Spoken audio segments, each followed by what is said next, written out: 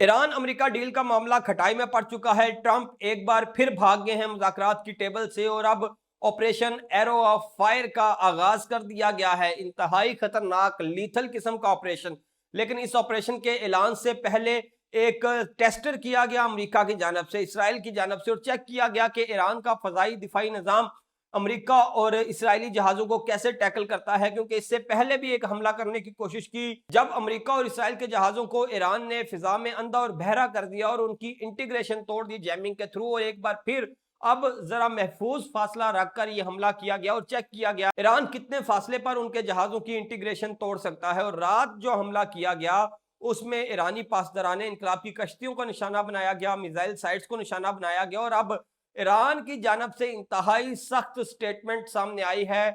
मुश्तबा खamenei ने IRGC को free hand दे दिया गया है। ऑपरेशन वादा सादक जो अमेरिका और इसराइल और उसके इत्तेहादियों के खिलाफ रोका गया था 8 अप्रैल को, वो ऑपरेशन दोबारा से शुरू करने का हुक्म दे दिया गया है। और अब आप यूं समझें कि हज के फौरन बाद एक नई जंग शुरू होने जा रही है। अमेरिका इसराइल मिलके ईरान पे हमला करने जा रहे हैं। ईरान ने मुकम्मल तैयारियां कर ली हैं और इस वक्त जो डील का मामला है वो भी साइड बाई साइड चल रहा है। लेकिन मुझे ये लगता है कि ये सिर्फ और सिर्फ डिसेप्शन है।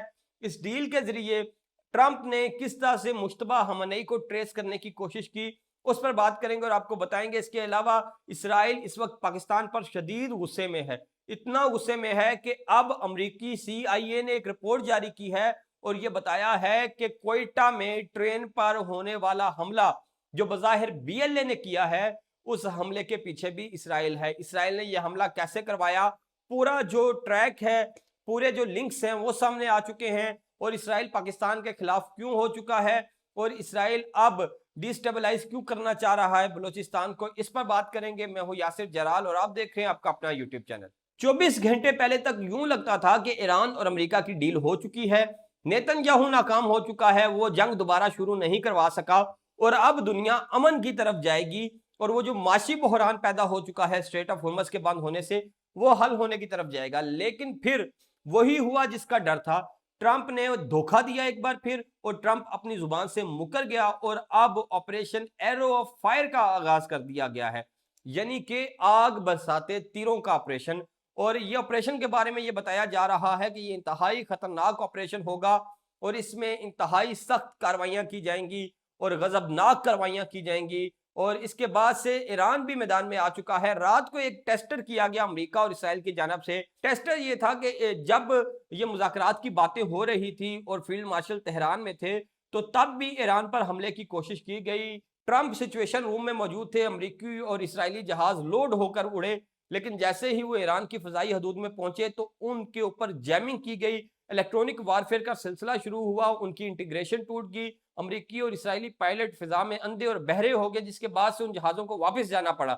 लेकिन रात को अमरीका और इसराइल ने एक महफूज फासले से, ईरानी जैमिंग से बचते हुए, इलेक्ट्रॉनिक वारफेयर से बचते हुए एक महफूज फासले से कार्रवाई की और ये चेक करने की कोशिश की कि ईरान का फजाई दफाई निज़ाम कितनी हदूद तक उनको निशाना बना सकता है। तो रात को IRGC की कुछ बोट्स को निशाना बनाया गया और इसके अलावा मिसाइल साइट्स को निशाना बनाया गया। उसके बाद से अब तक ईरान की तरफ से मुकम्मल खामोशी थी, लेकिन अब ईरान के IRGC के चीफ नहीं, ईरान के प्रेसिडेंट नहीं, वजीर खारजा नहीं, ईरान के जो मुज़ाकराती टीम के तर्जुमान हैं वो नहीं, बल्कि खुद मुश्तबा खamenei मैदान में आए हैं और उन्होंने ऐलान किया है कि IRGC को फ्री हैंड है, खुली छूट है। जहां अमरीकी मिले, जहां इसराइली मिले, जिस मुल्क में भी मिले, उन्हें ठोक दो, टका के रखो। और फ्री हैंड दे दिया गया है IRGC को और अब IRGC ने अपने मिसाइल लोड कर लिए हैं। वो मिसाइल जो पहले 40 रोजा जंग में इस्तेमाल नहीं हुए, उन मिसाइलों को लोड कर लिया गया है लॉन्चर्स पर और ऑपरेशन वादा सादक को दोबारा शुरू करने के लिए उंगलियां ट्रिगर पर रख ली गई हैं, क्योंकि मुश्तबा खamenei ने कहा है कि अमेरिका और इसराइल अब जो शरारतें कर रहे हैं इनको मुंह तोड़ जवाब दिया जाए। और मुज़ाकरात की बात करूं, डील की बात करूं, तो मार्को रूबियो अब ये कह रहे हैं कि मुज़ाकरात फौरन से नहीं होंगे, डील फौरन से नहीं होगी, मुआहदे में ताखीर हो सकती है। इससे पहले एक खबर आ रही थी जो मैंने अपनी ऑडियंस के साथ शेयर नहीं की थी और खबर ये थी कि बेसिकली अमेरिका मुज़ाकरात के बहाने, इस टॉक्स के बहाने मुश्तबा खamenei की लोकेशन रिवील करवाना चाहता है और उसकी कोशिश है कि कोई ना कोई पर्सन जाके मुश्तबा खamenei से मिले और जब वो मुश्तबा खamenei से मिलेगा, मुश्तबा खamenei से राब्ते होंगे, तो फिर मुश्तबा खamenei की लोकेशन को ट्रेस करने में आसानी होगी और अमेरिका जब अगली स्ट्राइक शुरू करे, जंग नए सिरे से शुरू करे, तो फिर पहले ही हमले में नए सुप्रीम लीडर मुश्तबा खamenei को निशाना बनाए। लेकिन ईरान ने बड़ी दानिशमंदी से काम किया और इस बार किसी भी मरहले पर अपने सुप्रीम लीडर की लोकेशन को रिवील नहीं किया और अमेरिका मुकम्मल तौर पर नाकाम हुआ ये इंटेल इकट्ठी करने में कि मुश्तबा खamenei कहाँ है। यही वजह है कि मुज़ाकरात को लटकाया गया, लंबा किया गया, तवील किया गया और फाइनली जब बातें मुज़ाकरात के टेबल पर आ गई, डील डन होगी, 60 रोजा मजीद जंग बंदी के लिए मुआहिदा तय पा गया, तो अब अमेरिका उस मुआहिदे पर दस्तखत करने से पीछे हट चुका है। और यही वजह है कि इस्राएली वजीर अब ये कह रहे हैं कि हम ट्रंप को ये मुआहिदा नहीं करने देंगे और मुझे लगता है कि वो इस बात में कामयाब हो चुके हैं। 24 घंटे पहले तक तो ये लगता था कि अमेरिका के सामने इसराइल की नहीं चलेगी, लेकिन अब ये लगता है कि अमेरिका असल में इसराइल की प्रॉक्सी बन चुका है।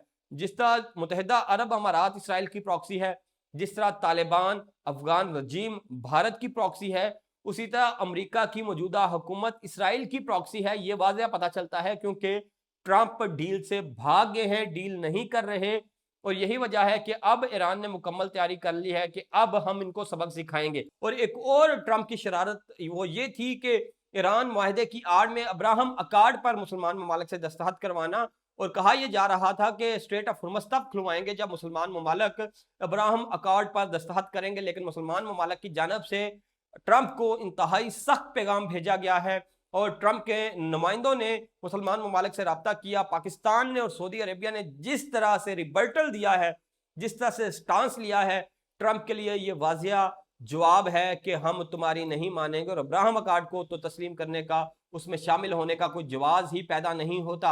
अब्राहम अकार्ड क्या है? अब्राहम अकार्ड बेसिकली ये मुआहिदा है कि हम इसराइल का फ़लस्तीनियों की ज़मीनों पर कब्जा जायज़ समझते हैं और अगर आप ये जायज़ समझते हैं तो हम फिर आपको माशी फ़वाइद देंगे। लेकिन पाकिस्तान और सऊदी अरेबिया ने कहा कि हम फ़लस्तीनियों के साथ गद्दारी नहीं करेंगे और वो ममालिक जो पहले ही फ़लस्तीनियों के साथ गद्दारी कर चुके हैं उनका हाल दुनिया के सामने है। जहां इसराइल ने इस माहदे को पोस्टपोन करवा दिया है, तातुल का शिकार करवा दिया है, तो वहीं इसराइल पाकिस्तान के खिलाफ खुलकर सामने आ चुका है। अमरीकी CIA के एहलकार लैरी जॉनसन ने एक स्टेटमेंट दी है और कहा है कि कोयटा में ट्रेन पर जो हमला हुआ वो BLA ने किया, लेकिन BLA को इस हमले के लिए फंड्स इसराइल ने दिए और ये फंड्स इसराइल से भारत पहुंचे और भारत से BLA को डिलीवर हुए। और अजीत डोवल जो भारतीय सिक्योरिटी के इंचार्ज हैं, उन्होंने भी ये कहा है कि अगर बलूचिस्तान को डिस्टेबलाइज करेंगे, कोयटा को डिस्टेबलाइज करेंगे, तो जो नया ट्रेड रूट बन रहा है और जो CPEC की बातें हो रही हैं और जो ग्वादर दोबारा से ग्रो कर रही है,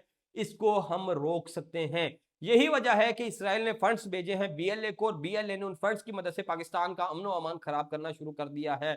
BLA की खवातीन की जो वीडियो सामने आई, खवातीन ने जो कैप्स पहन रखी हैं, एक एक कैप $500 की है, जदीद तरीन वेपन और एक एक बंदे के पास 15-15 से 20-20 लाख के वेपन और महंगी महंगी गाड़ियां, ये सब फंड्स से आ रहा है जो इसराइल से भारत और भारत से BLA को मुंतकिल हो रहे हैं। और अब इसकी तस्दीक CIA के साबिक चीफ ने भी कर दी है और उन्होंने बताया है कि किस तरह से इसराइल बलूचिस्तान के अमन अमान को खराब करके पाकिस्तान से बदला ले रहा है। इसराइल पाकिस्तान से बदला क्यों ले रहा है? क्योंकि पाकिस्तान ने इसराइल और नेतन्याहू के 40 साल प्लान की, 40 साल तैयारी की, जेई तेई फेर दी है और ईरान पर हमला करके वो जो मकासद हासिल करना चाहते थे, वो जो अचीव करना चाहते थे, पाकिस्तान ने उनको वो अचीव करने से रोक दिया है। जहां इसराइल की ये साजिश सामने आ चुकी है, तो वहीं भारत भी बेनकाब हो चुका है। जब मार्को रूबियो के दौरे भारत के दरमियान पाकिस्तान पर यह इल्जाम लगाया गया कि पाकिस्तान से दहशतगर्द तंजीमें ऑपरेट करती हैं जो भारत का अमन अमान खराब करती हैं,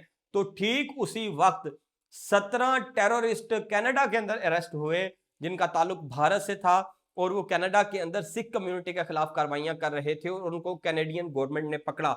वो भारत जो अमेरिका को पाकिस्तान की शिकायतें लगा रहा था, जिसपे मार्को रूबियो ने बड़ा जबरदस्त और मुंह तोड़ जवाब दिया, वो भारत खुद दुनिया के सामने नंगा हो रहा था और कनाडा ने दुनिया को बताया कि देखें ये 17 लोग भारत के दहशतगर्दाना चेहरे का एक अलामत हैं और हमने इनको अरेस्ट किया है और ये कनाडा के अंदर दहशतगर्दी कर रहे हैं। और भारत जहां की BLA को सपोर्ट करता है, अफगान रजीम को सपोर्ट करता है, और वहीं कनाडा में दहशतगर्दी करते हुए पकड़ा गया है। और इस वक्त भारत पूरी दुनिया में दहशतगर्दी फैलाने का सबब बन रहा है और पूरी दुनिया में एक्सपोज हो रहा है। ये थी अब तक की तफसीलात। वीडियो अच्छी लगी तो कमेंट बॉक्स में अपनी राय से आगाह कीजिए। यूट्यूब पर देख रहे हैं तो सब्सक्राइब करें, फेसबुक, इंस्टा, टिकटॉक और ट्विटर पर देख रहे हैं तो फॉलो कीजिए। मुझे इजाजत दीजिए। अल्लाह हाफिज।